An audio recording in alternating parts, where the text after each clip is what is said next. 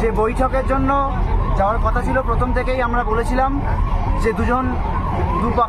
দ্বিপাক্ষিক একটা মিনিটস নিয়ে একটা আলোচনা হবে। আমরা গিয়েছিলাম সেখানে, আজকে দীর্ঘক্ষণ একটা আলোচনা হয় এবং সত্যি কথা বলতে কিছু অংশে আমাদের যে বিশাল আন্দোলন, আমাদের যে জুনিয়র ডাক্তারদের আন্দোলন এবং তার পেছনে মানুষের সমর্থন, সেটা